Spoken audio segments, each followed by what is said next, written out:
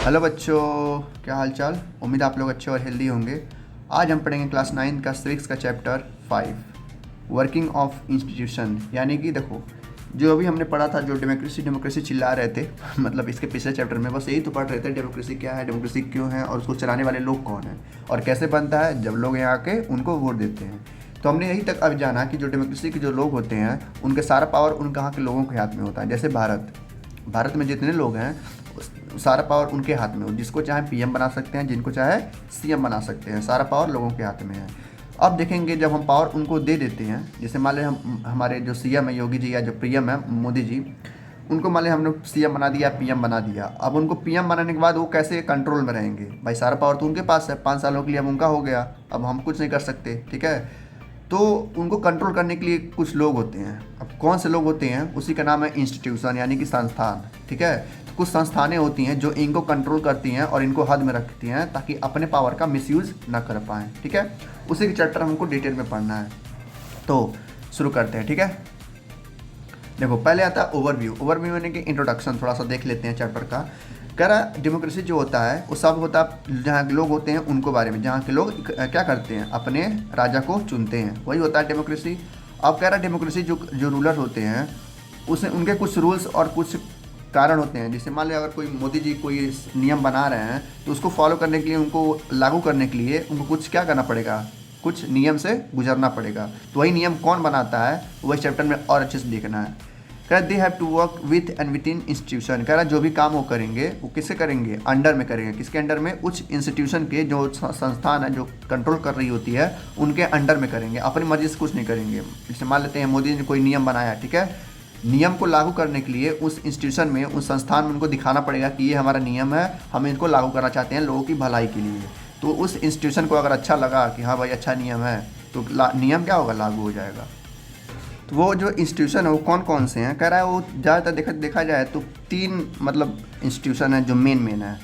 सबसे पहला आता है लेजिस्लेचर, जहाँ पर किसको कहते हैं, विधानसभा को। विधानसभा क्या होता है? यही लोग जहाँ बैठते हैं, पीएम वगैरह सीएम वगैरह बैठते हैं, उसी को कहते हैं लेजिस्लेचर। ये 2 तरह के होते हैं लेजिस्लेचर, एक लोकसभा वाला होता है, एक राज्यसभा वाला होता है।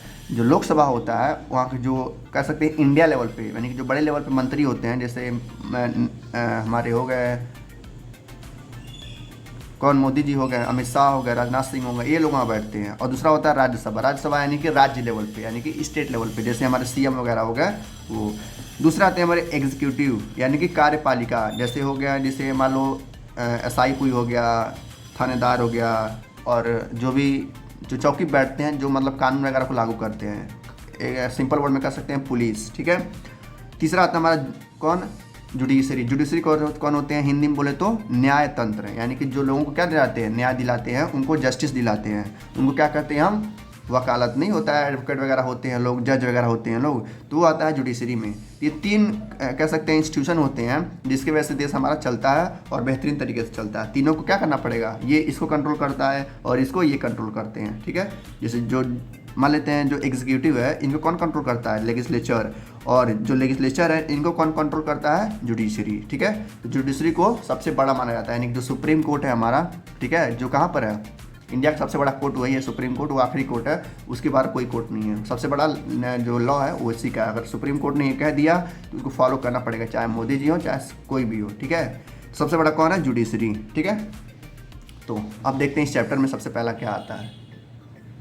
देखो, अब टॉपिक आता है सबसे पहला द डिसीजन मेकर्स, यानी कि जो डिसीजन लेते हैं वो कौन होते हैं, वो बनाने वाले कौन होते हैं। तो ये सबसे पहला क्वेश्चन पूछ रहा है, who decided to issue the memorandum. अब मेमोरेंडम क्या होता है? देखो, इसका थोड़ा स्पेलिंग बड़ा है तो ध्यान से सुन लीजिएगा।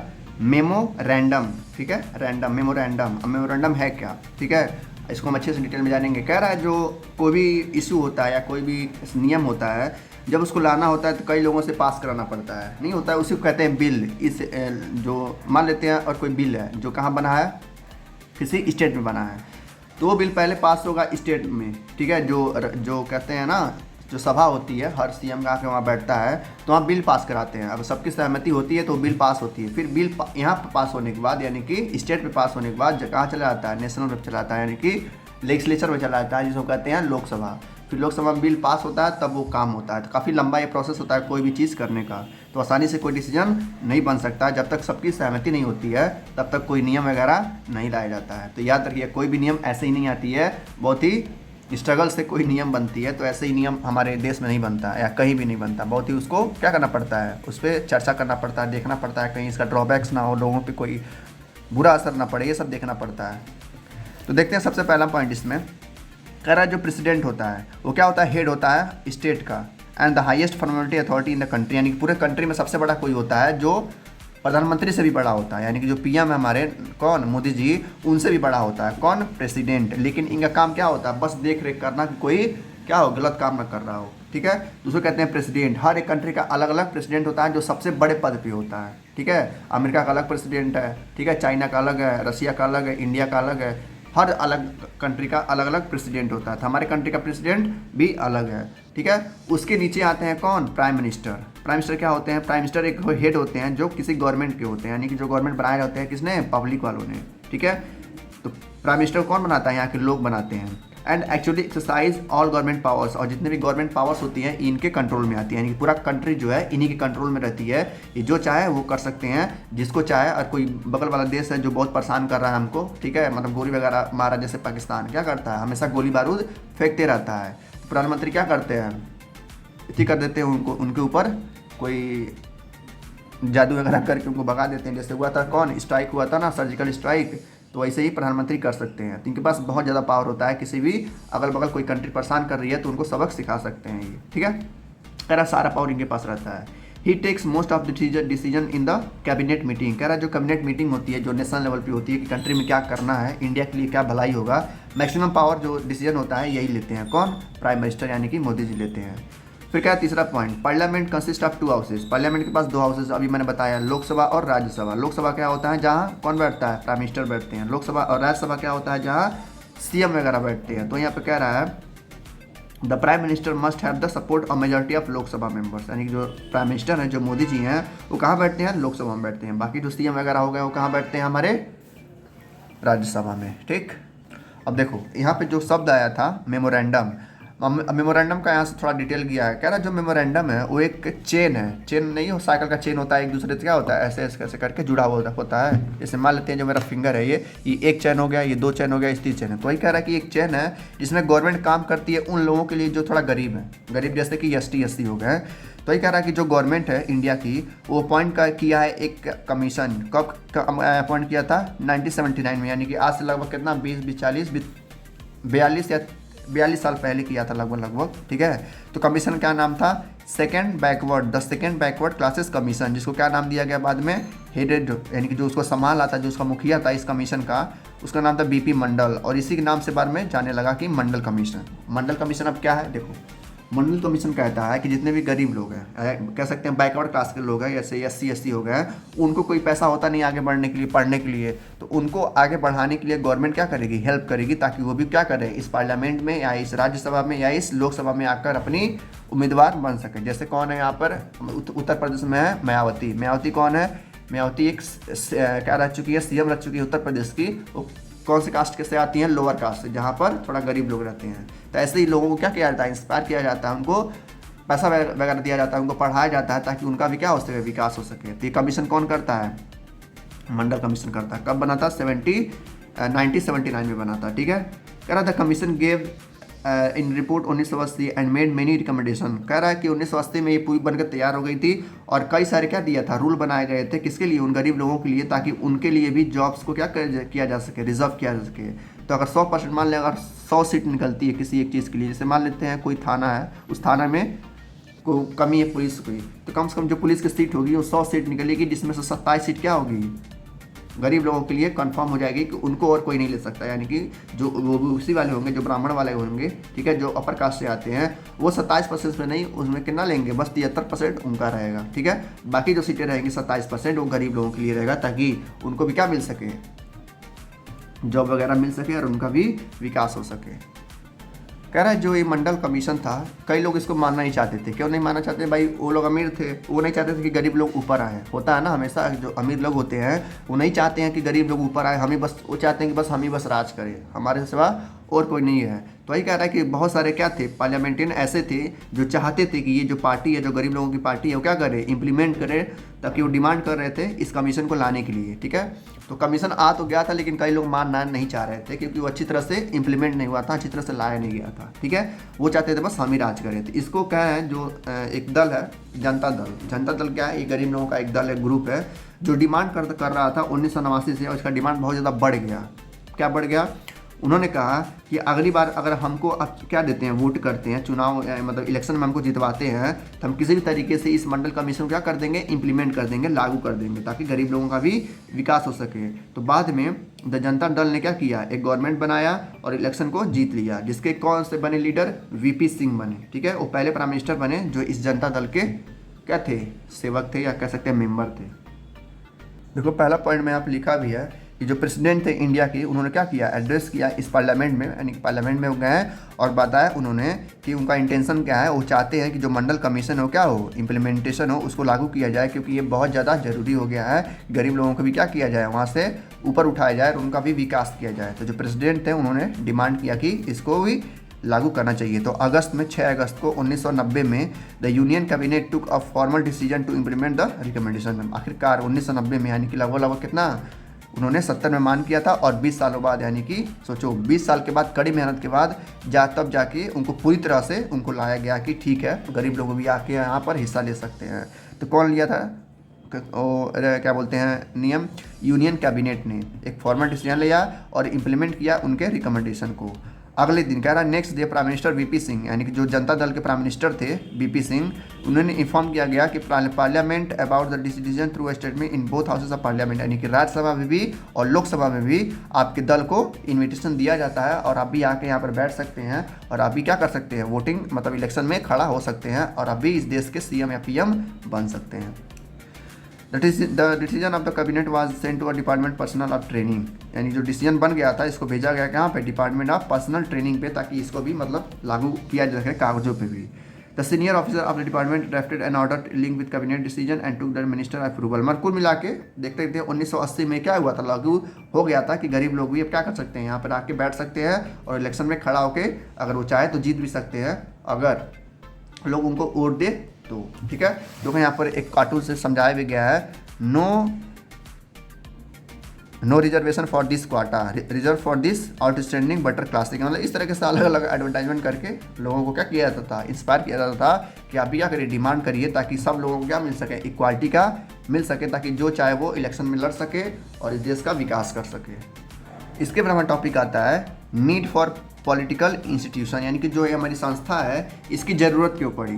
भाई ज़रूरत क्यों है, अभी हमने देखा कि अगर ये नहीं होते तो इनको कंट्रोल करने वाला कोई नहीं होता और जो मंडल कमीशन है वो कभी पास ही नहीं होता। ठीक है, गरीब लोगों को कभी मौका ही नहीं मिलता, इसीलिए कह रहा है कि इंस्टीट्यूशन काफ़ी ज़्यादा ज़रूरी हो जाते हैं। कह रहा है हमने देखा एक एग्जांपल जहाँ पे गवर्नमेंट का काम कर रही थी और हमने ये भी देखा कि गवर्नमेंट किस तरीके से मतलब अपने मनमानी नहीं कर पा रही थी, क्योंकि यहाँ कई सारे क्या थे, उनका मतलब ध्यान रखने वाले थे, कंट्रोल करने वाले थे। कह रहा है गवर्नमेंट जो होता है हर चीज़ का क्या होता है, रिस्पॉन्सिबल होता है, यानी कि जिम्मेदार होता है। अगर किसी इंडिया के नागरिक को अगर कुछ होता है सिक्योरिटी की वजह से या आतंकवादी में कहीं मारा जाता है हमले में, तो इस सारा का सारा जिम्मेदारी कौन लेता है, वहाँ की गवर्नमेंट लेती है। इसलिए जब कोई मरता वगैरह है, जब ट्रेन से हादसा होता है, जब बस से हादसा होता है या कहीं गोली बारूद चल जाता है आतंकवादियों के कारण, तो क्या करती है सरकार, सबको पैसा देती है। तो पैसा इसीलिए देती है क्योंकि गलती उसका होता है कि वो सिक्योरिटी पे ध्यान नहीं दिया। ठीक है, तो वही कह रहा है the government is responsible for insuring security to citizens and providing facility. और गवर्नमेंट का एक पूरी जिम्मेदारी बनती है कि अपने नागरिक को, यानी कि जो इंडिया के लोग हैं उनको क्या करे, पूरी तरह से खुश रखे, उनको हर तरह का फैसिलिटी दे, उनका हेल्थ का ख्याल रखे, उनका एजुकेशन पे ध्यान दे, उनका पढ़ाई लिखाई पे ध्यान दे, ताकि हर कोई बच्चा वहाँ पे शिक्षित हो सके और उनका भी विकास हो सके। वो क्या करती है, लोगों से टैक्स कलेक्ट करती है और वही टैक्स उन पे ही खर्च करती है, स्कूल बनाने के लिए, वहाँ के कॉलेज वगैरह पे इंस्टीट्यूट करेंगे, हॉस्पिटल बनाने के लिए, ट्रेन वगैरह बनाने के लिए, वहाँ के जो रोड्स रहते हैं उनको बनाने के लिए। ये सब गवर्नमेंट की जिम्मेदारी बनती है। इसीलिए बोला है कि गवर्नमेंट हर केस में क्या है, जिम्मेदार है अगर कोई ऐसा हादसा होता है तो। It formulate and implement several welfare scheme. क्या है, कह रहा है गवर्नमेंट जो होती है वो कई सारे स्कीम्स को लोगों के लिए होता है, उसको फॉर्मुलेट करती है, लाती है और उसको लागू भी करती है। जैसे कई सारे नियम नहीं आते हैं जो गवर्नमेंट बनाता है कि आप ही के लिए है, मतलब आप इसको मतलब लेंगे तो आपको लिए फ़ायदा होगा, बुढ़ौती में आपको ज़्यादा पैसा मिलेगा। ठीक है, एजुकेशन के लिए फ़ीस माफ़ हो जाती है, हर जगह मतलब कई तरह की स्कीम है, दुनिया में हज़ारों स्कीम है जो गवर्नमेंट ने बनाया है लोगों के लिए, ठीक है। क्यों? क्योंकि गवर्नमेंट लोग नहीं, उनको क्या दिया, पावर दिया है सब करने के लिए। तो वहाँ की जो गवर्नमेंट होगी क्या करेगी, पावर में रहने के लिए वो दोबारा ये सब काम करती रहेगी ताकि लोग उनसे खुश होते रहें। अब देखो यहाँ पे 2-3 पॉइंट आता है, कह रहा है कि जो इंस्टीट्यूशन है, ठीक है, उनके क्या क्या फंक्शन हो सकते हैं। फंक्शन यानी कि क्या क्या काम हो सकते हैं जो वो करते हैं, जो संविधान, जो इंस्टीट्यूशन है, जो संस्थानें हैं जो इस देश को कंट्रोल कर रही हैं, उनका काम क्या रहता है, उनका फंक्शन क्या रहते हैं। कह रहा हो सबसे पहला जो पॉइंट आता है वो प्राइम मिनिस्टर का। कह रहा है जो प्राइम मिनिस्टर हैं और जो कैबिनेट मिनिस्टर हैं, कैबिनेट मिनिस्टर में यानी कि जो प्राइम मिनिस्टर के सहायक जो मिनिस्टर हैं, जो उनको बताते रहते हैं कि इस जगह पर ये दिक्कत है, उनका काम क्या होता है। यार ये प्राइम मिनिस्टर मिलके और उनके कैबिनेट मिनिस्टर मिलके इस इंस्टीट्यूशन को क्या करते हैं, सारे इन्फॉर्मेशन को उनको बताते हैं और सारा का सारा जो डिसीजन रहता है प्राइम मिनिस्टर लेता है। तो ये कह रहा था prime minister and cabinet are institution, यही क्या होते हैं, इंस्टीट्यूशन होते हैं that take all important policy decision, जो सारे के सारे इंपॉर्टेंट पॉलिसी डिसीजन को लेते रहते हैं, ठीक है। The civil servant working together are responsible for taking steps to implement the minister decision. अब कह रहा है जो सिविल सर्वेंट है, सिविल सर्वेंट यानी कि जो सिविल इंजीनियर जो सिविल ऑफिसर होते हैं, जैसे IAS वगैरह हो गए, PCS वगैरह हो गए, लोग जो UPSC निकालते हैं उसी के लिए तो निकालते हैं, वो सबसे बड़े अधिकारी होते हैं। कह रहे जो जब प्राइम मिनिस्टर इस नियम को लागू करना होता है तो क्या करता है, इन जो सिविल सर्वेंट रहते हैं, जो IAS PCS रहते हैं, उनको दे देता है और क्या देता है कि इस डिस्ट्रिक्ट में आप लोग क्या करिए, हर जगह पे पूरे राज्य में ये नियम को लागू कर दीजिए। तो क्या करता है जो सिविल सर्वेंट रहता है, जो IAS ऑफिसर रहते हैं, अपने अपने डिस्ट्रिक्ट में जाके इस नियम को लागू करवाते हैं। तो इस तरीके से काम होता है, प्राइम मिनिस्टर डिसीजन लेता है और उस डिसीजन को लागू करने के लिए किसको दे देता है, सिविल सर्वेंट को दे देता है। यानी कि जो सिविल सर्वेंट ने सिविल नौकर नहीं, तरह से नौकर नहीं है, लेकिन किसके लिए है, अपने देश के लिए काम कर रहे हैं, तो IAS PCS को दे देता है और IAS PCS अपने जाके अपने डिस्ट्रिक्ट में उसको लागू करवाते हैं। फिर कह रहा है supreme court is an institution where dispute between citizen and the government are finally settle. कह रहा है जो सुप्रीम कोर्ट है, सुप्रीम कोर्ट अभी मैंने बताया ना कि सबसे बड़ा कोर्ट माना जाता है पूरे भारत का, अब इससे बड़ा कोर्ट कोई नहीं है, ठीक है। कह रहे हैं जो सुप्रीम कोर्ट है वो संस्थानों में यानी कि जो इंस्टीट्यूशन है उनके बीच में और कभी नागरिक के बीच में अगर झगड़ा झड़ी हो जाता है कि जैसे मान लेते हैं कोई इंस्टीट्यूशन है जो कुछ क्या बनाया, नियम बनाया जो लोगों को पसंद नहीं आया, तो लोग क्या करेंगे, उसका एक्सपोज करेंगे, भाई हमको ये पसंद नहीं, इस नियम को हटाओ। तो मान लेते हैं सरकार नहीं हटाती, कहती नहीं हम नहीं हटाएंगे, तो क्या करेंगे, लोग जाएंगे सुप्रीम कोर्ट में और क्या करेंगे, न्याय मांगेंगे कि देखिए ये नियम हमारे लिए अच्छा नहीं है, हम इसको बोले हटाने के लिए तो नहीं हटा रहे हैं। तो गवर्नमेंट गवर्नमेंट को भी मतलब उस जो वहाँ के जो सुप्रीम कोर्ट के जो जज होंगे, अगर उनको भी ये लगता है कि हाँ सच में ये जो नियम है अच्छा नहीं है तो हटा देंगे, ठीक है। अगर उनको लगता है कि नियम अच्छा है, आपकी भलाई के लिए है, तो नहीं हटाएंगे, ठीक है। तो सुप्रीम कोर्ट सब सोच के जो है अपना जस्टिस सुनाती है कि किसके लिए फ़ायदा है, किसके लिए नुकसान है, ठीक है। तो इस तरीके से हमारे प्राइम मिनिस्टर काम करते हैं, इस तरीके से हमारा जो सिविल सर्वेंट है वो काम करता है, और इस तरह के सुप्रीम कोर्ट। अभी हम देख सकते हैं कि ये कौन है, प्राइम मिनिस्टर किस में आते हैं, लेजिस्लेचर में आते हैं, और सिविल सर्वेंट किस में आते हैं, एग्जीक्यूटिव, जो एग्जीक्यूट करते हैं नियम को, यानी कि जो चलाते हैं। और सुप्रीम कोर्ट क्या करते हैं, उसको देख रेख में रखते हैं ताकि कोई झड़पा झड़पी ना हो, कोई झगड़ा वगैरह ना हो, और होता है तो उसको सॉल्व कर देते हैं, उसको न्याय देके, ठीक है। इस तरीके से 3 बॉडी है जो पूरे देश को चला रही होती है। देखो यहाँ पर बताया गया है कि काम करना इंस्टीट्यूशन के साथ, यानी कि वर्किंग विथ इंस्टीट्यूशन आसान नहीं होता है। क्यों नहीं आसान होता है, देखो जो प्राइम मिनिस्टर वगैरह हो गया है वो गवर्नमेंट के साथ यानी कि जो जज वगैरह है उनके साथ मिलकर काम नहीं करना चाहते। क्यों? कि उनको फ्रस्ट्रेटिंग होता है। क्यों फ्रस्ट्रेटिंग? इसलिए होता है क्योंकि हर बात का उनको जवाब देना पड़ता है कि मैंने ये किया, आज मैंने ये किया, मैंने कल वो करूँगा, परसों वो करूँगा, इस महीने मैं ये करूँगा, और जवाब देना बनता भी है क्योंकि सुप्रीम कोर्ट जवाब मांगता है कि आप इसको किस आधार पर कर रहे हैं, ठीक है, आपके पास क्या रीज़न है कि आप इस नियम को लागू करना चाह रहे हैं। तो वही कह रहा है कि जो गवर्नमेंट है, ठीक है, वो इंस्टीट्यूशन के साथ आसानी से बात नहीं करती है। क्यों? कि उनको बार बार क्या करना पड़ता है, उनको कमेटी में जाना पड़ता है, उनको रूटीन देना पड़ता है कि मैंने क्या क्या किया, उनको मीटिंग अटेंड करना पड़ता है, जिसकी वजह से जो यहाँ के जो गवर्नमेंट होती है वो थोड़ा क्या होती है, फ्रस्ट्रेट हो जाती है, यानी कि थोड़ा चिड़चिड़ापन हो जाती है बार बार जवाब देते हुए, ठीक है। लेकिन उनको जवाब तो देना पड़ेगा क्योंकि ये गवर्नमेंट का सवाल है और साथ ही साथ देश का भी सवाल है। तो इसीलिए गवर्नमेंट क्या रहती है, कंट्रोल में रहती है और हमेशा अपना मनमानी नहीं कर पाती है, ठीक है, जो कि ज़रूरी भी है। अगर अपना मनमानी करेगी तो फिर देश को अच्छे से चला नहीं पाएगा, ठीक है। इसीलिए जो हमारा है सुप्रीम कोर्ट ज़रूरी हो जाता है उसको रोकने के लिए, उसको कंट्रोल में रखने के लिए, ठीक है। इसके बाद टॉपिक आता है हमारा पार्लियामेंट। अब पार्लियामेंट क्या होता है, देखो पार्लियामेंट का भी रोल काफ़ी बड़ा है। ये भी क्या करता है, गवर्नमेंट को कंट्रोल करता है। कैसे कंट्रोल करता है, देखो कह रहा है, अभी हमने एग्जाम्पल देखा था किसका, मेमोरेंडम में क्या हो रहा था, जो गरीब लोग थे उनके लिए क्या किया जा रहा था, मौके दिए जा रहे थे ताकि वो भी क्या करें, पार्टिसिपेट कर सके इसमें। तो अभी हमने देखा कि क्या पार्लियामेंट का उसमें हिस्सा था लेकिन वहाँ पर बताया नहीं गया था, क्योंकि देखो यहाँ पर पॉइंट में लिखा गया है जो भी रिपोर्ट था मंडल का, यानी कि जो मंडल कमीशन था उसको कहाँ डिस्कस किया गया था, पार्लियामेंट में ही डिस्कस किया गया था। तभी तो लोगों का क्या हुआ, अलाउमेंट आया कि डिमांड किए लोग कि नहीं इसको क्या करना चाहिए, इम्प्लीमेंट करना चाहिए, इसको लागू करना चाहिए ताकि लोगों को बेनिफिट्स मिल सके। लेकिन कुछ लोग ऐसे थे जो उसको लागू नहीं करवाना चाह रहे थे, ठीक है, वो चाहते थे बस अमीर राज करे। तो कहाँ पर डिस्कस हो रहा था, पार्लियामेंट में डिस्कस हो रहा था।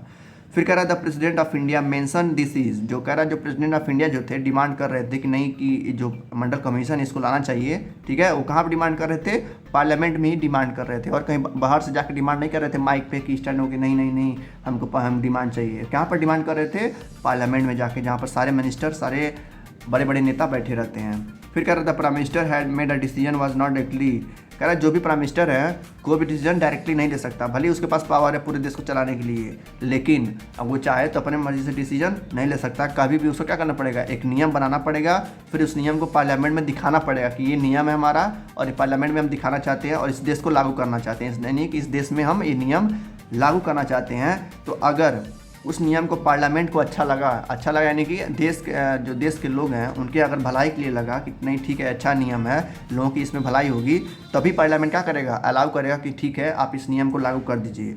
अगर पार्लियामेंट को लगा कि नहीं जो डिसीजन हो क्या है ख़राब है, लोगों के लिए अच्छा नहीं है, तो उस डिसीजन को क्या करेगा, रद्द कर देगा, जिसकी वजह से कोई भी प्रधानमंत्री उस नियम को लागू नहीं कर पाएगा। तो देख सकते हैं पार्लियामेंट का कितना बड़ा रूल है, यानी कि पार्लियामेंट उसमें देखता रहता है, साथ ही साथ जो सुप्रीम कोर्ट है यानी कि जो जज होते हैं वो उनको कंट्रोल करते रहते हैं। इसी वजह से जो है किसी भी स्टेट के सीएम या पीएम अपने हिसाब से कोई भी नियम नहीं बना सकते, ठीक है, अगर बनाएंगे फिर उनको हटना पड़ेगा वहाँ से, जबरदस्ती वो नहीं कर सकते। सारा नियम किसके पास है, पार्लियामेंट के पास है, जो कंट्रोल करती है उन नेताओं को, ठीक है।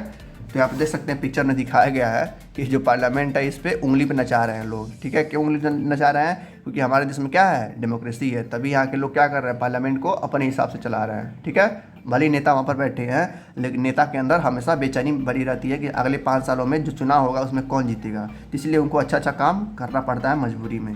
तो यही होता है डेमोक्रेसी का पावर, ठीक है। तो हम लोग किस में रहते हैं, एक ऐसे कंट्री में रहते हैं जहाँ पूरी तरह से डेमोक्रेसी बनी हुई है, ठीक है। तो ये होता है पार्लियामेंट का काम, यहाँ पर कार्टून से दिखाया गया है, देखो कितना अच्छे से। इसके बाद आता है हमारा why do we need a parliament, हमें पार्लियामेंट की ज़रूरत क्यों है। अभी हमने देखा कि सारा डिसीजन जो होता है, डिस्कशन हो रहा था किसी भी इशू पे, किसी भी नियम को लागू करने के लिए, कहाँ हो रहा था, पार्लियामेंट में हो रहा था। और अगला एक क्वेश्चन डाल दिया क्या कि पार्लियामेंट हमें क्यों ज़रूरत है, उसकी ज़रूरत क्या है। तो अभी हम जो पढ़ाया है वही बस एग्जाम में लिख के आना है कि हमें इसलिए ज़रूरी है ताकि कोई भी नेता, कोई भी सीएम या पीएम अपने मर्जी से डिसीजन ना ले सके, इसीलिए ज़रूरी है। तो वही कह रहा है कि जो हमारा जो डेमोक्रेसी है, हर डेमोक्रेसी कंट्री में पार्लियामेंट होना चाहिए, जिसकी वजह से जो नेता होंगे, जो आके लीडर होंगे, वो कंट्रोल में रहेंगे और अपने हिसाब से कुछ नहीं कर पाएंगे। तो कह रहा है कि देखो, कह रहा भारत में, इन इंडिया में सच अ नेशनल असेंबली है ऑफ इलेक्टेड रिप्रेजेंटेटिव कॉल, जिसको हम पार्लियामेंट कहते हैं। कह रहा है कि एक ऐसा जगह है जहाँ पे बड़े बड़े नेता क्या करते हैं, बैठते हैं और अपना डिसीजन लेते रहते हैं सबके दिखा के, यानी कि सबको क्या करेंगे, एग्री करवा के, उसी को हम बोलते हैं पार्लियामेंट। उस पार्लियामेंट में क्या करते हैं, उसको हम लेजिस्लेचर भी बोलते हैं। लेजिस्लेचर अभी मैं देखा था इंडिया को 3 हिस्से में बांटा गया है, लेजिस्लेचर, एग्जीक्यूटिव और जुडिशरी। तो लेजिस्लेचर की बात कर रहे हैं अभी, जहाँ पर नेता वगैरह बैठते हैं। कह रहा हर कंट्री में अलग अलग क्या होता है, पार्लियामेंट होता है। चाइना का अलग है, अमेरिका का अलग है, ऑस्ट्रेलिया का अलग है, ठीक है, रशिया का अलग है, हमारे इंडिया का देखते रहे हैं दिल्ली में है, ठीक है। तो सबसे पहला पॉइंट आता है कि हमें क्यों ज़रूरत है पार्लियामेंट की। देखो, कह रहा जो पार्लियामेंट है वो सबसे बड़ा अथॉरिटी होता है, या कह सकते हैं फाइनल अथॉरिटी होता है, जहाँ पे लॉ को बनाया जाता है, यानी कि एक हर कंट्री में अलग अलग होता है, ठीक है। हर कंट्री में यही नियम होता है कि जो भी लॉ बनेंगे किसके हिसाब से बनेंगे, पार्लियामेंट के हिसाब से बनेंगे। अगर पार्लियामेंट कहती है हाँ ये लॉ बन सकता है, तभी वो लॉ बनेगा, नहीं तो क्या हो जाएगा, वो लॉ रद्द हो जाएगा और लॉ को इम्प्लीमेंट नहीं किया जाएगा। तो ये कह रहा है कि जो यहाँ पर लॉ बनते हैं बहुत ही क्रूशियल तरीके से बनते हैं, बहुत ही स्ट्रगल तरीके से बनते हैं। ऐसा नहीं है कि कोई नियम आया, मोदी जी दिए ये नियम बनाओ अब बना दिया, ऐसा नहीं होता है, ठीक है। मोदी जी लिखेंगे नियम को, समझाएंगे नियम को कि नियम क्या है, लोगों को कैसे इससे फ़ायदा होगा। अगर पार्लियामेंट को सुन के अच्छा लगा कि हाँ सच में लोगों को फ़ायदा हो सकता है, तभी वो नियम क्या होगा, लागू होगा। तो ये कह रहा पार्लियामेंट ऐसी पावर है पूरी दुनिया में, हर एक कंट्री में, जहाँ पर क्या होता है, लॉ को बनाया जाता है। देखो लिया ना, who can make new laws, या चेंज कर सकती है जो लॉ इस समय, मान लो कोई नियम बना हुआ है, ठीक है, जो 3 साल तक बढ़िया से चला और आगे उसके बाद क्या हुआ, जो लॉ अच्छे से नहीं चल पा रहा है, लोगों को नुकसान पहुंच रहा है, तो उस लॉ को क्या होगा, चेंज कर देगा। ठीक है, कौन, पार्लियामेंट। या क्या कर सकती है, उस लॉ को हमेशा के लिए ही ख़त्म कर सकती है, या उसकी जगह पे नए लॉ को भी बना सकती है। तो हम देख सकते हैं किस तरीके से पार्लियामेंट के पास पावर है किसी भी लॉ को ख़त्म करने के लिए, किसी भी लॉ को बनाने के लिए, और किसी भी लॉ को दूसरी जगह पे चेंज करने के लिए। ठीक है, भले ही मोदी जी के पास या प्राइम मिनिस्टर के पास या सीएम के पास भले ही सबसे ज़्यादा पावर हो, लेकिन उस पावर का इस्तेमाल तभी कर पाएंगे जब वो लोगों के लिए करेंगे, यानी कि लोगों के फ़ायदे के लिए करेंगे। जो डिसाइड कौन लेता है, पार्लियामेंट लेती है। ठीक है, तो पार्लियामेंट बहुत बड़ी बॉडी है, बहुत बड़ा पावरफुल है। सेकेंड पॉइंट क्या आता है, क्यों हमें पार्लियामेंट की ज़रूरत है। देखो यहाँ भी वही कह रहा है कि कह रहा parliament all over the world, यानी पूरी दुनिया में जो पार्लियामेंट है वो एक ही तरह का एक्सरसाइज करती है, यानी कि एक ही तरह का डिसीजन लेती है जो गवर्नमेंट उनको बताती है। यानी गवर्नमेंट कहेगी कि ये डिसीजन हमको लेना है, ये नियम हमको लागू करना है, तो पार्लियामेंट को अच्छा लगेगा तो लागू करेगी, नहीं अच्छा लगेगा तो नहीं लागू करेगी। ठीक है, तो वही कह रहा है कि हर गवर्नमेंट को क्या करना पड़ेगा, इसके अंडर में रहना पड़ता है, पार्लियामेंट के अंडर में रहना पड़ता है। अगर पार्लियामेंट उनको सपोर्ट करती है तभी वो क्या करेगा, नियम लागू को कर पाएगा। तीसरा पॉइंट आता है, कह रहा parliament control all the money that government have. कह रहा गवर्नमेंट के पास, यानी कि सीएम के पास या पीएम के पास पूरे इंडिया में जितने भी पैसा है उसको कौन कंट्रोल करता है, पार्लियामेंट कंट्रोल करती है, ताकि वो पैसा क्या हो, अपने खाते में ना भेज सकें, वो देश के लिए खाते में रहे और देश के खाते में से कोई नहीं निकाल पाए। ठीक है, तो पार्लियामेंट ये कंट्रोल करती है। सबसे बड़ा पॉइंट यही देख सकते हैं कि parliament control all the money that the government है, यानी गवर्नमेंट के पास जितना पैसा है, जितना करोड़ों रुपया पैसा है, वो सारे कौन देखता रहता है, पार्लियामेंट के यहाँ कितना पैसा खर्च कर रही है। ठीक है, और किस सेक्टर में कर रही है।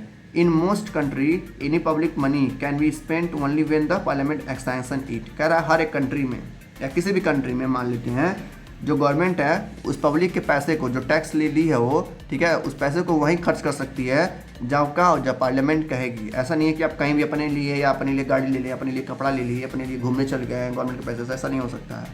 जब तक पार्लियामेंट नहीं कहेगी तब तक क्या होगा, कोई भी पैसा खर्च नहीं हो सकता है। जो भी मोदी जी जो पैसा खर्च करते हैं वो किसके अलाउमेंट्स करते हैं, पार्लियामेंट के। ठीक है, तो ये 3 पॉइंट को ध्यान से याद रख लीजिए। देखो इसके बाद टॉपिक आता है पता 2 हाउसेस ऑफ पार्लियामेंट। देखो हर कंट्री में अलग अलग हाउसेस रहता है जिसको हम बोलते हैं क्या, चैम्बर्स। चैम्बर्स मतलब कि वही हिस्सा कह सकते हैं। ठीक है, तो यहाँ पर चैम्बर बोलते हैं। They are 2 houses of their council, और हमारे राज्य में 2 हाउसेस हैं। अभी मैंने बताया पहला क्या है, एक है राज्यसभा और एक है लोकसभा। राज्यसभा क्या होता है, जो स्टेट लेवल पे होता है, यानी कि राज्य स्तर पे। दूसरा होता है लोकसभा, यानी कि पूरा लोक का, यानी कि पूरे नेशनल का, यानी कि पूरे इंडिया का। अब देखो, अब बात कर रहा है पूरे इंडिया का, जब बात करेगा किसका, पूरे भारत की बात करेगा, जहाँ पर कौन बैठता है, बड़े बड़े मिनिस्टर बैठते हैं, बड़े बड़े नेता बैठते हैं। ठीक है, उसको हम बोलते हैं लोकसभा। ठीक है, फिर बात करेंगे किसके, स्टेट लेवल पे, यानी कि राज्य स्तर पे, तो उसको कहेंगे हम राज्यसभा। अब देखो राज्यसभा को थोड़ा सा और ज़्यादा क्या करना पड़ता है, कुछ नियम को लागू करने के लिए थोड़ा और ज़्यादा मेहनत करना पड़ता है। क्यों, मान लेते हैं कोई गवर्नमेंट है स्टेट लेवल पे, मान लेते हैं उत्तर प्रदेश का ही गवर्नमेंट है। ठीक है, वो कोई बनाना चाहती है नियम। ठीक है, उस नियम को पास कराने के लिए पहले तो अपन क्या करना पड़ेगा, अपने लोकसभा में ही राज्यसभा में ही उसको नियम को पास करना पड़ेगा। राज्यसभा में के पार्लियामेंट में अगर पास हो गया तो फिर भेजेगा कहाँ पर, उसको सेंट्रल में, यानी कि दिल्ली में भेजेगा, जिसको हम कहते हैं लोकसभा। यानी कि पहले राज्यसभा में पास होगा वो बिल, फिर कहाँ पास होगा, लोकसभा में पास होगा, तब जाके वो नियम लागू हुआ किसी राज्य में। तो यही कह रहा है कि राज्यसभा को ज़्यादा मेहनत करना पड़ता है किसके मुकाबले में, लोकसभा के मुकाबले में, क्योंकि राज्यसभा को 2 बार बिल पास करना पड़ता है और लोकसभा को बस 1 बार बिल पास कराना पड़ता है। तो इस तरीके से आप देख सकते हैं क्या करना पड़ रहा है, राज्यसभा को ज़्यादा मेहनत कर पड़ रहा है। हर कंट्री में ऐसे 2 क्या होती है, सभा होती है। तो हम हमारे कंट्री में बस 2 ही है, एक लोकसभा है और एक राज्यसभा है। तो इसके बाद आती है हमारा पॉलिटिकल एग्जीक्यूटिव, यानी कि जो पॉलिटिकल मतलब है जो नेता वगैरह होते हैं। जब पार्लियामेंट कोई नियम को लागू करना चाहती है तो नियम को किसको देती है, सिविल सर्वेंट को देती है। और सिविल सर्वेंट में कौन आता है, जितने भी पुलिस रहते हैं, जितने भी अधिकारी होते हैं, वो सारे उसी में आते हैं।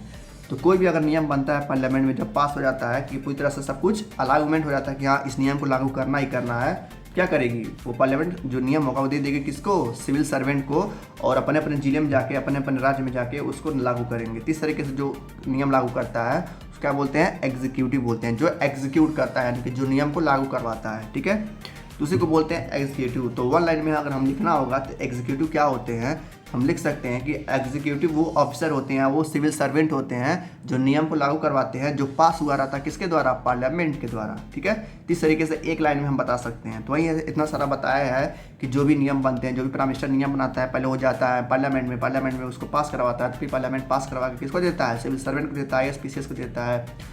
फिर वो ISPCS जाके अपने अपने राज्य में, अपने अपने जिले में, अपने अपने गांव में क्या करवाते हैं, उसको लागू करवाते हैं, जिसको हम बोलते हैं एग्जीक्यूटिव। यानी कि क्या करते हैं, एग्जीक्यूट करते हैं उस नियम को। ठीक है, ये दूसरा पार्टी है। पहला हमने पढ़ चुका है, पहला क्या था, लेजिस्लेचर था, जहाँ पर नेताओं की बात हो रही थी। अब बात किसकी हो रही है, पुलिस वालों की। ठीक है, तो इसके बाद आता है हमारा पॉलिटिकल एंड परमानेंट एग्जीक्यूटिव, यानी कुछ एग्जीक्यूटिव ऐसे होते हैं जो हमेशा के लिए परमानेंट होते हैं, जैसे कि इसके बाद आता है हमारा पॉलिटिकल एंड परमानेंट एग्जीक्यूटिव। अब देखो, अब दो पार्टी एग्जीक्यूटिव तो होते हैं, एग्जीक्यूटिव कौन होते हैं, जो अधिकारी वगैरह होते हैं। अब कह रहा है अधिकारी भी दो तरह के होते हैं। दो तरह कौन होते हैं, देखो सबसे पहला जो अधिकारी होता है, जो एग्जीक्यूटिव होते हैं, वो कौन होते हैं, जो लोगों के द्वारा चुने जाते हैं, यानी कि 5 साल के लिए होते हैं। वो 5 साल के बाद क्या होते हैं, बदल जाते हैं। जैसे क्या हो गए, विधायक वगैरह हो गए, सांसद वगैरह हो गए, सब ऐसे लोग हैं जो सिर्फ 5 साल के लिए क्या करेंगे, राज करेंगे। लेकिन अब होते हैं दूसरे टाइप के। दूसरे टाइप के कौन होते हैं, वो परमानेंट होते हैं। परमानेंट कौन होते हैं, ISPCS, यानी जो UPSC वगैरह निकाल लेते हैं वो क्या बनते हैं, परमानेंट एग्जीक्यूटिव बनते हैं। तो वही कह रहा है कि सिविल जो एग्जीक्यूटिव होते हैं वो दो तरह के होते हैं। एक होते हैं पॉलिटिकल, जो टेम्पररी होते हैं, यानी कि जो 5 सालों के लिए होते हैं। ठीक है, क्योंकि पब्लिक उनको चुनी होती है अपनी क्या करने के लिए, सेवा कराने के लिए, बस 5 सालों के लिए। लेकिन जो परमानेंट एग्जीक्यूटिव होते हैं उनको बाकायदा एग्जाम देना पड़ता है, इंटरव्यू देना पड़ता है, तब जाके वो पास होते हैं। तो इसलिए उनको 60 तक, यानी कि 60 साल तक उनको नौकरी पर रखा जाता है। और भले ही गवर्नमेंट चेंज हो जाए, भले ही कोई भी और राहुल गांधी आ जाए या मोदी जी आ गए, केजरीवाल जी आ गए, वो जो अधिकारी होंगे जो UPSC देकर निकाले हैं उनको नहीं निकाल सकते। ठीक है, तो वही कह रहा है कि दो तरह के एग्जीक्यूटिव होते हैं। एक होते हैं जो पॉलिटिकल लीडर होते हैं, ठीक है, यानी कि जो नेता वगैरह होते हैं, वो जो बड़े बड़े डिसीजन लेते हैं वो बस डिसीजन लेके छोड़ देते हैं। और जो उनको लागू करवाता है वो कौन करवाता है, सिविल सर्विसेज करवाते हैं, जिनको हम सिविल सर्वेंट भी कहते हैं। तो ये कह रहा पर्सन जो काम करे सिविल सर्विसेज के लिए उनको हम सिविल सर्वेंट बोलते हैं। यानी कि जो बड़े बड़े काम को लागू करवाता है, जो बड़े नियम को लागू करवाता है, उसी को हम क्या बोलते हैं, सिविल सर्वेंट बोलते हैं, सिविल सर्विसेज बोलते हैं। ठीक है, इसके लिए काफ़ी ज़्यादा पढ़ना पड़ता है, एग्जाम देना पड़ता है, तब जाके UPSC निकलता है। तो UPSC के लिए अगर निकालना है आपको तो काफ़ी ज़्यादा मेहनत करना पड़ेगा, 18 घंटे तक पढ़ाई करनी पड़ती है, तब जाके UPSC निकलता है, तब जाके आप उतने बड़े अधिकारी बन सकते हैं। ठीक है, नहीं तो नहीं बन सकते हैं। तो इस तरीके से क्या होता है, हमारा देश चलता है। देखो, अब बात आती है हमारी प्राइम मिनिस्टर जो है वो कैसे बनते हैं, और काउंसिल ऑफ मिनिस्टर क्या होते हैं। देखो, प्राइम मिनिस्टर को आप लोग जानती हैं, जो सबसे बड़ा नेता होता है, कह सकते हैं सबसे बड़ा पॉलिटिकल राजा होता है हर कंट्री का। ठीक है, उसके बाद आते हैं काउंसिल ऑफ मिनिस्टर, जो उसके अंडर में रहते हैं। ठीक है, उसके अंडर में कौन कौन रहते हैं, जो उसके सहायक रहते हैं, जो अलग अलग फॉर्म में ध्यान देते हैं, जैसे डिफेंस में ध्यान देंगे। ठीक है, खाने पीने वाला, education minister, defence minister, tax minister, हर तरह का मिनिस्टर होता है, तो उसी को काउंसिल ऑफ मिनिस्टर रखा है। अब देखो, कह रहा जो प्राइम मिनिस्टर है वो ऐसे ही कोई भी मतलब नहीं बन सकता है। ठीक है, आप भी चाहे तो नहीं बन सकते हैं, उसके लिए आपको काफ़ी ज़्यादा मेहनत करना पड़ेगा। हो सकता है पूरा जीवन आपका लग जाए वहाँ तक पहुँचने के लिए। ठीक है, तो ये कह रहा है जो प्राइम मिनिस्टर होते हैं वो डायरेक्टली नहीं बन सकते हैं, वहाँ वो इंपॉर्टेंट बहुत होते हैं। पूरे कंट्री के लिए सबसे बड़े पॉलिटिकल इंस्टीट्यूशन वहीं उन्हीं के अंडर में होता है, सारा पावर उन्हीं के हाथ में होता है। तो ऐसे ही कोई नहीं प्राइम मिनिस्टर बन जाता है। ठीक है, हर पार्टी का ऐसा मेंबर, जैसे मान लेते हैं कोई 2-3 पार्टी लेते हैं, केजरीवाल का पार्टी हो गया, राहुल गांधी का पार्टी हो गया और मोदी जी का पार्टी हो गया। अब तीनों पार्टियों में, ठीक है, मान लेते हैं BJP का पार्टी है, पहले BJP का पार्टी लेके चलते हैं। मान लेते हैं BJP पार्टी में कोई ऐसा नेता है जिसको लोग ज़्यादा पसंद करते हैं और उस पार्टी के लोग भी उसको ज़्यादा पसंद करते हैं। ठीक है, तो उसी को खड़ा किया जाएगा किसके लिए, प्राइम मिनिस्टर के लिए। ठीक है, ऐसे ही इनमें भी किया जाएगा, जो राहुल गांधी का पार्टी, कांग्रेस पार्टी, उनमें भी उसी नेता को खड़ा किया जाएगा प्रेसिडेंट बनने के लिए, जिसको लोग पसंद कर रहे होते हों। ठीक है, और जिसके वहाँ के पार्टी के लोग भी क्या हो रहे हैं, सपोर्ट करते हों। तो उसी को क्या किया जाएगा, प्राइम मिनिस्टर के पद के लिए खड़ा किया जाएगा, और दोनों में से जो कोई भी जीतेगा उसको प्राइम मिनिस्टर बना दिया जाता है। इस तरीके से क्या होता है, प्राइम मिनिस्टर का चुनाव होता है हर 5 सालों में। प्राइम मिनिस्टर क्या, हर एक नेता का चुनाव होता है हर 5 साल में, चाहे वो CM हो, चाहे PM हो, चाहे सांसद हो, चाहे विधायक हो, कोई भी हो, हर 5 साल में चुनाव होना तय है। तो उसी को कहते हैं प्राइम मिनिस्टर, जिसके पास सबसे ज़्यादा पावर होता है। लेकिन वो पावर क्या करना पड़ता है, कंट्रोल में यूज़ करना पड़ता है, लोगों के भलाई के लिए यूज़ करना पड़ता है। यहाँ पर एक चीज़ और दिया गया है, कह रहा है जो प्रेसिडेंट होते हैं, ठीक है, जब चुनाव होता है प्राइम मिनिस्टर का, जो प्राइम मिनिस्टर जीत जाता है उसको अपॉइंट कौन करता है, उसको लाता कौन है पार्लियामेंट में, तो प्रेसिडेंट लाते हैं, पूरा बाकायदा के साथ, यानी पूरा इज्जत के साथ लाते हैं, पूरा इज्जत देते हैं। कौन, प्रेसिडेंट। तो ये कह रहा है कि जितने भी प्रेसिडेंट होते हैं कंट्री के या नहीं होते हैं, जो भी होता होगा, जैसे इंडिया में क्या होता है, प्राइम मिनिस्टर भी है, प्रेसिडेंट भी है, ठीक है।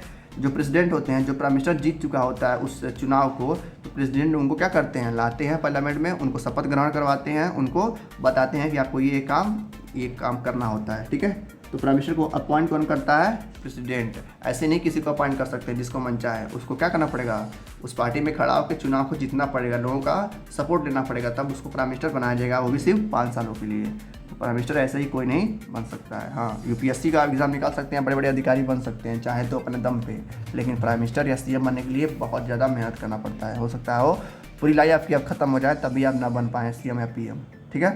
तो आप चाहें, लेकिन इतनी मेहनत कर लें कि आप यूपीएससी निकाल लें तो आप बहुत बड़े अधिकारी बन सकते हैं, ठीक है, जो हमेशा के लिए हो जाएंगे। वो तो बस 5 साल के लिए है, आप हमेशा के लिए हो जाएंगे, ठीक है। अब देखो यहाँ पर कुछ बताया गया, अलग तरह के जो मिनिस्टर होते हैं, किसके अलावा, प्राइम मिनिस्टर के अलावा, उनके बारे में बताया गया है।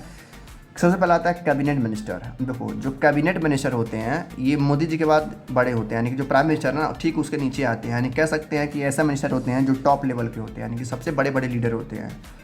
प्राइम मिनिस्टर से बड़े नहीं होते, प्राइम मिनिस्टर के जस्ट छोटे वाले होते हैं। जैसे मान लेते हैं पहले नंबर पे कौन है, प्राइम मिनिस्टर हैं, और दूसरे नंबर पे कौन आ जाएंगे, कैबिनेट मिनिस्टर, यानी कि जो ऐसा मिनिस्टर हैं जो बहुत बड़े बड़े मिनिस्टर हैं और रूलिंग पार्टी में रहते हैं। रूलिंग पार्टी यानी कि जो पार्टी राज कर रही होती है। जैसे मान लेते हैं इसमें पार्टी कौन पार्टी है, जो सेंटर में है, बीजेपी यानी कि भारतीय जनता पार्टी है। तो भारतीय जनता पार्टी के जितने बड़े बड़े कौन होंगे, नेता लोग होंगे, उन्हीं को हम क्या बोलते हैं, कैबिनेट मिनिस्टर बोलते हैं। तो ये कह रहा है कि हमेशा क्या होते हैं, सबसे टॉप लेवल के लीडर होते हैं और उसी पार्टी में होते हैं जो रूल कर रही होती है, जो उस समय चार संभाल रही होती है पूरे कंट्री की, ठीक है। फिर कह रहा था कि ज़्यादातर जो कैबिनेट मिनिस्टर होते हैं meet to take decision in the name of council of minister. Cabinet is the inner ring the council of minister, it cover 20 minister. कर हर एक पार्टी में, ठीक है, जो कैबिनेट मिनिस्टर होते हैं कम से कम 20 होते हैं, यानी कि 20 मिनिस्टर होते हैं जो टॉप लेवल के होते हैं, जो बहुत बड़े बड़े नेता होते हैं, जो किसके अंडर में आते हैं, प्राइम मिनिस्टर के अंडर में आते हैं। कैबिनेट मिनिस्टर को आप डिफाइन कर सकते हैं कि वो मिनिस्टर होते हैं जो प्राइम मिनिस्टर के जस्ट नीचे वाले लेवल पे आते हैं और ये बहुत बड़े बड़े लेवल होते हैं और कम से कम 20 मिनिस्टर रहने चाहिए हर एक पार्टी में जो कैबिनेट में बैठते हैं। दूसरी बात आता है हमारा मिनिस्टर ऑफ स्टेट विथ क्या है, इंडिपेंडेंट चार्ज, मतलब जो स्टेट लेवल पे आते हैं। सिंपली स्टेट आ गया कि ऐसे मिनिस्टर जो स्टेट लेवल पे, जो राज्य लेवल पे आते हैं। कह रहा है usually in charge of similar minister they participate in the cabinet meetings only when specially invited. कह रहा जो कैबिनेट मिनिस्टर होते हैं वो हर मीटिंग में ऑटोमेटिकली जा सकते हैं बिना इनविटेशन के भी, लेकिन जो स्टेट मिनिस्टर होते हैं यानी कि जो राज्य वाले होते हैं, जो हर राज्य के होते हैं, वो बिना इनविटेशन के नहीं जा सकते। उनको इनविटेशन मिलेगा तभी भी जाके बैठ सकते हैं, क्योंकि उनके पास कम पावर होती है, क्योंकि पास पावर इतनी होती है कि बस अपने राज्य में ही क्या कर सकते हैं, जलवा दिखा सकते हैं, नेशनल लेवल पर जलवा नहीं दिखा सकते, ठीक है। तो उनको बोलते हैं मिनिस्टर ऑफ स्टेट। तीसरा आता है हमारा minister of state are attested to and required to assist cabinet minister, यानी कि ऐसे मिनिस्टर होते हैं जो बनना चाहते हैं, कैसे, कैबिनेट मिनिस्टर बनना चाहते हैं, ठीक। पहला था कौन, कैबिनेट मिनिस्टर, जो मोदी जी के यानी कि जो प्राइम मिनिस्टर के ठीक नीचे थे, जो सबसे टॉप लेवल के नेता थे। उसके बाद आता है मिनिस्टर ऑफ स्टेट, यानी कि ऐसे राज्य के मिनिस्टर जो बिना इन्विटेशन के बड़े बड़े पार्लियामेंट में नहीं जा सकते। और तीसरे आते हैं मिनिस्टर ऑफ स्टेट जो बनना चाहते हैं, कैसे, कैबिनेट मिनिस्टर बनना चाहते हैं, ठीक है। तीन तरह के मिनिस्टर होते हैं, यानी कि मंत्री होते हैं। अब देखो इसके बाद टॉपिक आता है हमारा powers of the prime minister, यानी जो प्राइम मिनिस्टर होते हैं उनके पास कौन कौन सी ऐसी पावर होती है, यानी कि बहुत सारा पावर होता है। देखो कह रहे जो हमारा संविधान है, यानी कि जो हमारा कॉन्स्टिट्यूशन है, वो कहता है, वो बता नहीं सकता कि किसी एक प्राइम मिनिस्टर के पास कितना पावर है। वो जितना चाहे उतना पावर को यूज़ कर सकता है, क्योंकि वो सबसे बड़ा क्या है, राजा है, उस देश को संभालने वाला है। तो राजा के पास कितना पावर हो सकती है आप अंदाज़ा नहीं लगा सकते हैं, ठीक है। तो वही संविधान भी कहता है कि राजा जो चाहे वो कर सकता है, बस किसके लिए करे, कंट्री के लिए करे और कंट्री के लोगों के भलाई के लिए करे, ठीक है। तो सारा पावर माफ है, ठीक है। तो कह रहा है प्राइम मिनिस्टर के पास बहुत ज़्यादा पावर होती है। जैसे यहाँ पर एग्जांपल के तौर पे दिया है कि जो प्राइम मिनिस्टर होता है उसके पास काफ़ी ज़्यादा पावर है और वो कैबिनेट मीटिंग्स में क्या कर सकता है, किसी भी को हटा सकता है, किसी को भी ला सकता है। He coordinate the work different department, अलग अलग डिपार्टमेंट को क्या कर सकता है, जाके देख सकता है कि काम अच्छा हो रहा है कि नहीं हो रहा है। डिपार्टमेंट मतलब क्या होता है, संस्था नहीं होती है, अलग अलग डिपार्टमेंट होता है, हेल्थ केयर होता है, एजुकेशन सेक्टर होता है, रोड्स गांव वाले होते हैं, किस गांव में कितना काम हो रहा है, किस शहर में कितना काम हो रहा है, किस डिस्ट्रिक्ट में काम हो रहा है, किस राज्य में कितना काम हुआ है, हर डिपार्टमेंट जाके वो देख सकता है फ्रीली, ठीक है। उसका डिसीजन, फाइनल डिसीजन होता है किसी भी केस को क्या करने के लिए, एग्री करने के लिए या ख़त्म करने के लिए। ही exercises general supervision of all different ministry, यानी कह रहा है जितने भी मंत्री हैं उसके पार्टी में, ठीक है, या दूसरे पार्टी में, वो देख सकता है कौन सा मंत्री क्या काम कर रहा है। अगर उसको पसंद आता है तो रखेगा, नहीं पसंद आएगा तो हटा देगा। कौन, prime minister. All minister work under the leadership, कह रहा है जितने भी मंत्री होते हैं वो सबके उसके अंडर में काम करते हैं, यानी कि प्राइम मिनिस्टर के अंडर में काम करते हैं। The prime minister distribute and redistribute work to the minister, कहता है जो प्राइम मिनिस्टर के पास इतना ज़्यादा पावर होता है कि वो काम को क्या कर सकता है, अलग अलग लोगों में बांट सकता है या फिर उनसे ले भी सकता है। जैसे मान लो कई सारे काम होते हैं ना, जैसे डिफेंस मिनिस्टर हो गया, एजुकेशन मिनिस्टर हो गया, हेल्थ मिनिस्टर हो गया, तो उनसे पावर वो छीन भी सकता है और दोबारा दे भी सकता है। कौन? Prime minister. फिर कह रहा है he also has the power to dismiss minister, उसके पास इतना भी पावर है किसी भी मंत्री को उसके पद से हटा सकता है, क्योंकि भाई वो देश का राजा है, वो कुछ भी कर सकता है। When the prime minister quits the entire ministry quit, कह रहा है कि अगर कोई प्राइम मिनिस्टर है अगर वहाँ से हट जाता है अपने पद से तो उसके साथ साथ जितने भी मिनिस्टर होंगे उसके पार्टी के सबको हटना पड़ेगा। ठीक है। 10 जिस नहीं होता है, मान लेते कोई दो राजा आपस में लड़ रहे हैं, कोई एक राजा हार गया तो उसके जब राजा हार जाता है तो उसके सैनिकों को भी हार मानना ही पड़ेगा। तो ऐसे यहाँ भी होता है। ठीक है। If the cabinet is the most powerful institution of India, with in the cabinet in prime minister with the most powerful, कह रहा कोई भी अगर कैबिनेट है जो सबसे ज़्यादा पावरफुल है तो वही है जो प्राइम मिनिस्टर है, यानी कि जो प्राइम मिनिस्टर का जो कैबिनेट है, यानी कि जो प्राइम मिनिस्टर के अंडर में जो मिनिस्टर आते हैं वही सबसे ज़्यादा पावरफुल है। क्यों? क्योंकि उनका प्राइम मिनिस्टर जो उनका लीडर है वो क्या कर रहा है, रूल कर रहा है पूरे देश पे 5 सालों के लिए, तो सबसे ज़्यादा मोस्ट पावरफुल हो जाते हैं। फिर कह रहा है the power of the prime minister is all parliamentary democracy of the world increase so much in recent decades, कह रहा है आने वाले कुछ समय में जो दिन बढ़े हैं 2010 या 20 के बाद, 20 के बाद नहीं 2005 या 10 के बाद, तो पावर और ज़्यादा बढ़ गई है नेताओं की। ठीक है। क्यों? क्योंकि भाई अब लोग समझदार हो गए हैं, वहाँ के नेता भी वो भी समझदार हो गए हैं क्या क्या काम करना है। तो ये कह रहा है कि प्राइम मिनिस्टर जो है इस समय में उनकी पावर और ज़्यादा बढ़ गई है क्योंकि वो देश के राजा हैं। तो ऐसे ही देख सकते हैं बहुत सारा उनका पावर है। ठीक है। कई सारे पावर हो जो कुछ भी वो कर सकते हैं, बस क्या करना है, किसी अंडर में करना है, किसी को चोट नहीं पहुँचानी है, वहाँ के लोगों को नुकसान नहीं पहुँचाना है। यहाँ पर बात कर रहा है इन इंडिया में हमने देखा है कि क्या प्राइम मिनिस्टर जैसे जवाहरलाल नेहरू वो क्या है पहले प्राइम मिनिस्टर बने हैं इंडिया के, minister of India exercise enormous authority because they had great influence over the public. ठीक है। कह रहा हम लोगों ने देखा है कि जो पहले प्राइम मिनिस्टर थे जवाहरलाल नेहरू, उन्होंने कई सारे काम किए। फिर इंदिरा गांधी जो पहली लेडी थी, यानी कि पहली ऐसी औरत थी जिन्होंने क्या बना था, प्राइम मिनिस्टर बना था भारत का। ठीक है। तो देख सकते हैं कोई भी प्राइम मिनिस्टर बन सकता है, चाहे मेल हो चाहे फीमेल हो, बस क्या करना चाहिए, उसके पास थोड़ा पावर होनी चाहिए और लोगों का सपोर्ट होना चाहिए क्या करने के लिए, देश पे राज करने के लिए। तभी तो जब लोगों की मंजूरी होगी तभी तो आप प्राइम मिनिस्टर बन पाएंगे। अगर लोगों की मंजूरी नहीं होगी, लोग आपको पसंद नहीं करेंगे, कैसे आप प्राइम मिनिस्टर बन सकते हैं। देखो इसके बाद कह रहा है इस कुछ सालों में, यानी कि आने वाला 2015 के बाद, जब 2015 साल चल रहा था उसके बाद से एक नया मतलब तरह का टाइप ऑफ गवर्नमेंट आया है जिसको बोलते हैं कोलिएशन गवर्नमेंट। क्या बोलते हैं?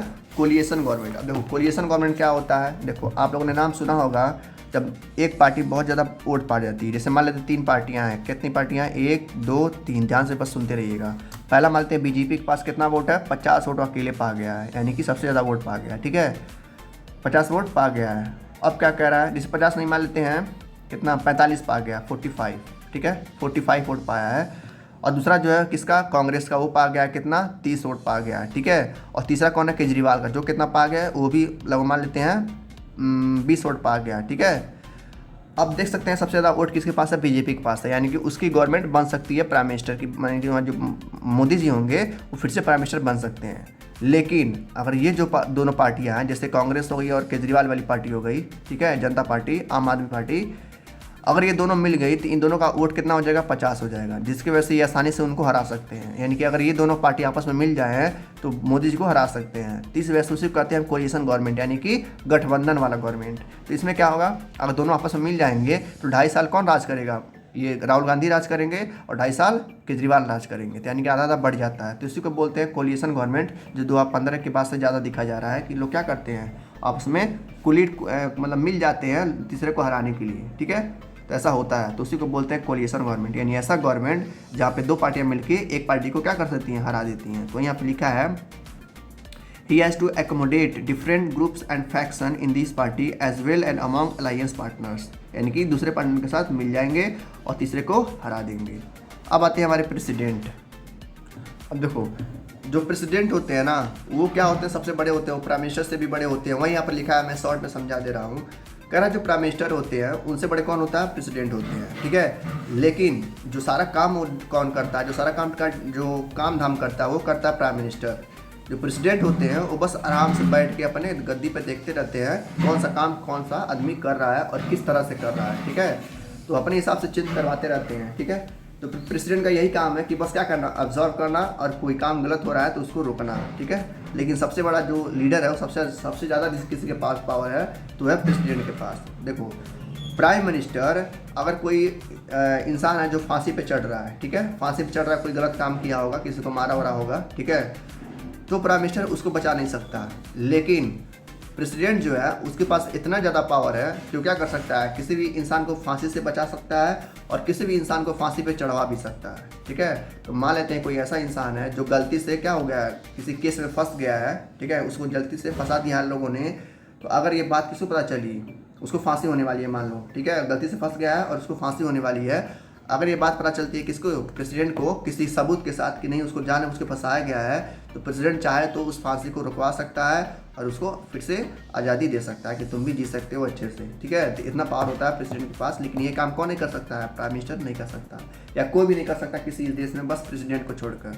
तो सोच सकते हैं आप किसी के प्रेसिडेंट के पास कितना ज़्यादा पावर होता है। अब देखो एक चीज़ और यहाँ पर कह रहा, जो प्रेसिडेंट होते हैं उनको हम लोग नहीं चुन सकते हैं, यानी कि हम लोग, यानी कि जो वहाँ के किसी कंट्री के जो लोग होते हैं वो नहीं चुनते हैं। जैसे हमारे भारत की बात करते हैं और कंट्री को छोड़ दो, हमारे इंडिया की बात करें तो जो प्रेसिडेंट होते हैं वहाँ के लोग नहीं चुनते हैं, वहाँ कौन चुनता है, वहाँ के नेता जो होते हैं, जो एमपीज़ होते हैं, यानी कि जो मेंबर ऑफ पार्लियामेंट होते हैं, यानी कि जो पार्लियामेंट होता है उसके जो मेंबर होते हैं वो लोग, और एमएलए, ठीक है, एमएलए यानी जो बड़े बड़े विधायक होते हैं, सांसद होते हैं, वो लोग उनको चुनते हैं कि हाँ ये क्या बनेंगे, प्रेसिडेंट बनेंगे। तो उनका वोटिंग जो होता है वो बड़े बड़े मिनिस्टर देते हैं, ना कि कॉमन लोग देते हैं। हम लोग किसको वोटिंग देते हैं, मिनिस्टर के लिए, प्रधानमंत्री के लिए, चीफ मिनिस्टर के लिए, सांसद के लिए और विधायक के लिए, ठीक है। प्रेसिडेंट कौन जिताता है या चुनता है, इलेक्शन करता है, वहाँ के बड़े बड़े मिनिस्टर्स, ठीक है। तो ये काम होता है मिनिस्टर का और प्रेसिडेंट का। इसके बाद आता है हमारा आखिरी टॉपिक इस चैप्टर का, जुडिशियरी, यानी कि न्यायतंत्र, जहाँ पर सबसे बड़े ये लोग यही होते हैं। ये एग्जीक्यूटिव को भी कंट्रोल करते हैं और नेताओं को भी, यहाँ तक कि प्राइम मिनिस्टर को भी ऑर्डर दे सकते हैं, ठीक है। तो जुडिशरी जो होता है देखा जाए तो सबसे बड़ा है, इनका नियम सबको मानना पड़ता है, यानी कि जो सुप्रीम कोर्ट है हमारे भारत का वो सबसे बड़ा नियम है, ठीक है। सुप्रीम कोर्ट ने जो कह दिया उसको सबको मानना पड़ेगा, चाहे वो देश का प्राइम मिनिस्टर भी क्यों ना हो, ठीक है। तो देख सकते हैं कितना ज़्यादा पावर है। तो जुडिशरी में आने के लिए आपको बहुत ज़्यादा टाइम लगता है और बहुत ज़्यादा एक्सपीरियंस से गुजरना पड़ता है। वहाँ पे क्या होता है, हम लोग को न्याय देना होता है कि कौन सा इंसान सही है, कौन सा इंसान गलत है। कई कबार क्या होता है, गलत इंसान को भी न्याय मिल जाता है, यानी कि जो क्राइम किया होगा, जो मर्डर किया होगा, उसको भी लोग क्या कर देते हैं, बेचारे को रिहा कर देते हैं, क्योंकि उनके पास सबूत नहीं होता है। तो ये कह रहा है जो जुडिशरी होती है, मान लेते हैं अगर क्या होता है उसके पास पावर नहीं होता है, वही यहाँ पर पॉइंट करके दिया गया है। कह रहा if there was nothing like a supreme court in the country, कह रहा हमारे भारत देश में अगर मान लेते हैं कि हमारे कंट्री में अगर सुप्रीम कोर्ट को ही गायब कर दिया जाए तो नेता लोगों का क्या होगा, नेता लोग क्या होगा, वो अपना सारा का सारा पावर बेढंग तरीके से यूज़ करेंगे, मनमानी यूज़ करेंगे, उनको रोकने वाला कोई नहीं होगा। यानी कि 5 सालों तक वो जैसे चाहे वैसे पावर को यूज़ कर पाएंगे और हम चाहे कुछ भी नहीं कर सकते, ठीक है। कब, जब सुप्रीम कोर्ट नहीं होगा तब। लेकिन सुप्रीम कोर्ट तो है हमारे, इसलिए तो सारे नेता क्या होते हैं, कंट्रोल में रहते हैं। कह रहा ये भी हो सकता है कि अगर मान लेते हैं सुप्रीम कोर्ट हो, यानी कि सुप्रीम कोर्ट हमारे देश में हो, लेकिन उनके पास कोई ऐसा पावर ना हो कि वो गवर्नमेंट को संभाल सकें या जज कर सकें एक्शन को, तभी बेकार है भाई। अगर मान लो इसमें है सुप्रीम कोर्ट पावर, ठीक है, लेकिन उनके पास कोई ऐसी पावर ना हो जिसकी वजह से गवर्नमेंट को ना संभाल सकें, तो बेकार ही है सुप्रीम कोर्ट का कर रहा है ना, क्योंकि गवर्नमेंट तो अपने हिसाब से पावर लेगी, सुप्रीम कोर्ट की बात ही नहीं मानेगी। तो ऐसा नहीं होना चाहिए। Even if it had the power, if no one trusted the supreme court to give a fair verdict. अब क्या कह रहा है, कह रहा है मान लेते हैं कि सुप्रीम को पास, मतलब सुप्रीम कोर्ट हो भी और उसके पास पावर भी हो, लेकिन कोई उसके नियम को मानने वाला ना हो, तब क्या होगा, तभी बहुत बड़ी समस्या है, ठीक है। मान लेते हैं कोई सुप्रीम कोर्ट है जो एक नियम सुनाया और वहाँ के प्राइम मिनिस्टर उसको माना ही नहीं, तब भी प्रॉब्लम है। कह रहा है इवन यहाँ तक कि if it gave a fair judgement, if those who appeal against the government order did not accept the judgement. मान लेते हैं सुप्रीम कोर्ट भी है, उसके पास पावर भी है और उसके पास अपील करने का, यानी कि जज जो मतलब जस्टिस सुनाने का अधिकार भी है, लेकिन जिसको जस्टिस सुना रहा है अगर वही मानने के लिए तैयार ना होता, वो कह रहा है कि नहीं आप होते कौन है हमको न्याय को मतलब करने वाले। जैसे मान लेते हैं जो वर्डिक्ट है, वर्डिक्ट यानी कि जो क्रिमिनल है उसको क्या मिला है, फांसी की मान लेते हैं मिला सज़ा, तो क्रिमिनल मान लो मानने की तैयारी नहीं है कि आप होते कौन हो हमको सज़ा देने वाले, ये लाइफ हमारी है, आप होते कौन हो, आप अपनी लाइफ जीजिए ना, तो क्या होगा, ठीक है। तो इसी सब के लिए, इन सबको हटाने के लिए क्या किया दिया गया है, सुप्रीम कोर्ट को सबसे बड़ा उपाधि दिया गया है और उसके आर्डर को सबको माना जाता है, जो नहीं मानेगा उसको उठाल में जेल में बंद कर दिया जाता है, क्योंकि क्या है, सबसे बड़ा कानून है, कानून के अंडर में रह के सबको काम करना पड़ता है, चाहे कोई भी हो, चाहे प्राइम मिनिस्टर हो, चाहे कॉमन पीपल हो। देखो लिखा भी है, इसीलिए हर इंडिपेंडेंट कंट्री में यानी कि हर आज़ादी वाले देश में सुप्रीम कोर्ट कराना या कह सकते हैं जुडिशरी कराना जरूरी हो जाता है, इसेंशियल हो जाता है, ताकि सबको क्या मिल सके, न्याय मिल सके, कि कोई भी ऐसा इंसान ना हो जिसको न्याय ना मिल सके। और वहाँ के जो बड़े बड़े नेता हैं, प्राइम मिनिस्टर, सुप्रीम कोर्ट हैं, मतलब जो प्राइम मिनिस्टर हैं या चीफ मिनिस्टर हैं, वो किसके कंट्रोल में रह सके, सुप्रीम कोर्ट के कंट्रोल में रह सके। तो इसीलिए जो जुडिशरी है वो काफ़ी ज़्यादा जरूरी हो जाती है। फिर कह रहा है the Indian judiciary consist of a supreme court for the entire nation. कह रहा है पूरे देश के लिए बस एक ही कोर्ट है, कौन, सुप्रीम कोर्ट। अब हर अलग अलग राज्य में एक हाई कोर्ट होता है, हर अलग अलग डिस्ट्रिक्ट में एक डिस्ट्रिक्ट कोर्ट होता है, ठीक है। सबसे पहले कहाँ जाना चाहिए, डिस्ट्रिक्ट कोर्ट में, ठीक है। अगर अपने डिस्ट्रिक्ट जो कोर्ट है वहाँ पर जाइए, वहाँ पर अगर आपको न्याय नहीं पसंद आ रहा है तो कहाँ जाइए, एक अपने राज्य वाले कोर्ट में, ठीक है। जैसे इलाहाबाद हाई कोर्ट हो गया, हर एक राज्य में एक हाई कोर्ट होता है, तो वहाँ पर जाइए। वहाँ भी अगर आपको न्याय नहीं मिलता है तब आप जा सकते हैं कहाँ पे, सुप्रीम कोर्ट में। तो वहाँ का जो न्याय होगा वो फाइनल जस्टिस होगा, उसके बाद आप कहीं कुछ भी नहीं कर सकते हैं, ठीक है। तो आखिरी होता है। फिर कह रहा है the it can take up any dispute between citizen of the country. कह रहा है अगर लोगों के बीच में कोई झगड़ा झड़प हो रहा है तो जो सुप्रीम कोर्ट है उसको सुलझा सकती है अपने नियम के द्वारा। बिटवीन सिटीजन एंड गवर्नमेंट, यानी कि वहाँ के कॉमन लोगों के साथ हो रहा है कोई डिस्प्यूट एंड झगड़ा और गवर्नमेंट के बीच में होता है, तभी सुप्रीम कोर्ट क्या करेगी, उसको सुलझा सकती है। बिटवीन टू और मोर स्टेट, यानी कि दो राज्यों के बीच में हो रहा है झगड़ा, तभी सुप्रीम कोर्ट का ऑर्डर उनको मानना पड़ेगा।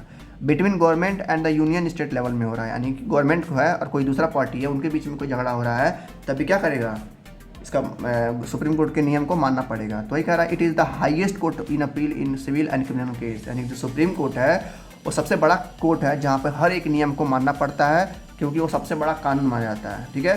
चाहे कोई भी हो, चाहे कॉमन पीपल हो, चाहे क्रिमिनल हो, चाहे सीएम हो, चाहे प्राइम मिनिस्टर हो, सबको उसकी बात माननी पड़ती है। तो ये होता है हमारा जुडिशरी, ठीक है। तो हमने तीनों पढ़ा, लेजिस्लेचर पढ़ा, एग्जीक्यूटिव पढ़ा और जुडिशरी पढ़ा। और सबसे इंपॉर्टेंट कौन है, जुडिशरी। उसके बाद कौन है, एग्जीक्यूटिव, यानी कि पुलिस वगैरह अधिकारी वगैरह। उसके बाद आते हैं हमारे कौन, 5 सालों के लिए नेता लोग, ठीक है। तो बस ये था हमारा चैप्टर आज का। मिलते हैं नेक्स्ट चैप्टर में, तब तक के लिए थैंक यू, गुड लक।